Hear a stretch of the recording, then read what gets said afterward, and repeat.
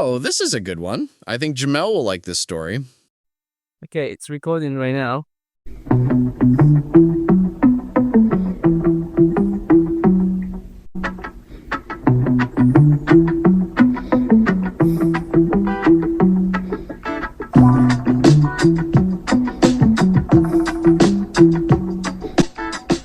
Welcome to the Amazigh Dude, the podcast where we explore cultural identities, historical narratives, and the forces that shape them.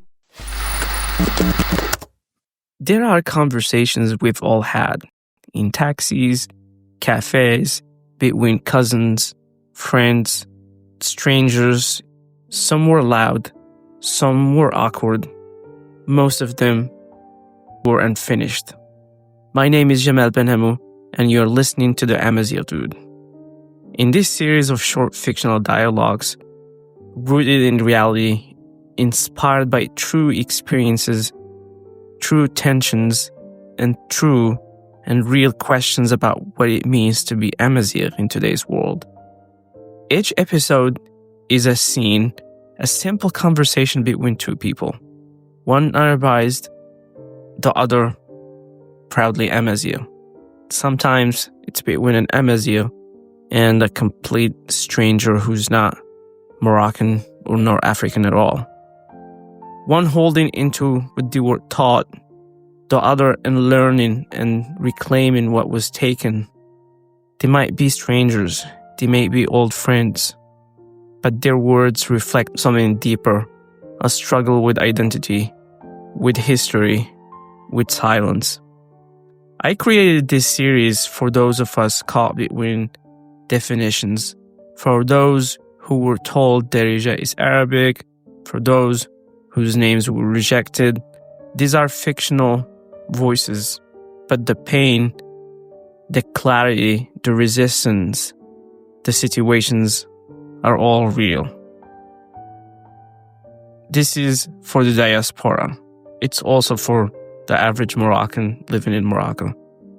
For the kids learning Tamazight on apps, for anyone who's ever had to explain who they are again and again and still felt misunderstood. These stories aren't about blame, they're about truth, they're about presence, they're about reclaiming and saying this is how it really feels.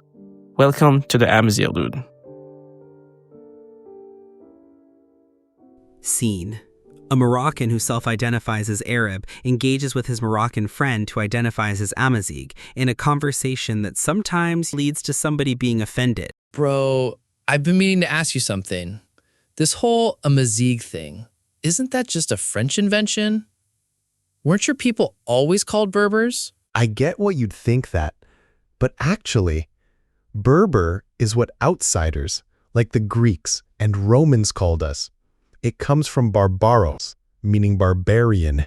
It's not what we ever called ourselves. But that's what everyone calls you, Berbers. Yeah, and Native Americans were called Indians, but that wasn't their name either.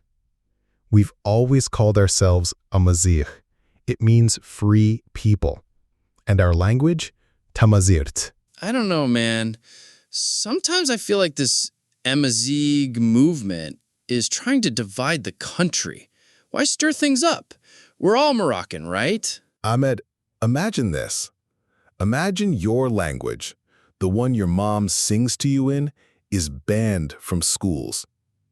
Imagine opening your history books and seeing nothing about your ancestors, just Arab kings, Arab empires, like your people never existed. That sounds hard, but it's not personal, right? It's just how the system is. It becomes personal when your name is rejected at birth because it's Amazigh, when your accent is mocked, when TV, government, education all speak a language that isn't yours, and when your country calls itself Arab.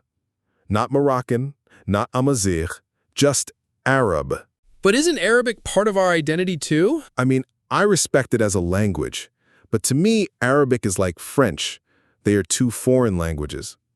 But respecting Arabic shouldn't mean erasing Tamazight.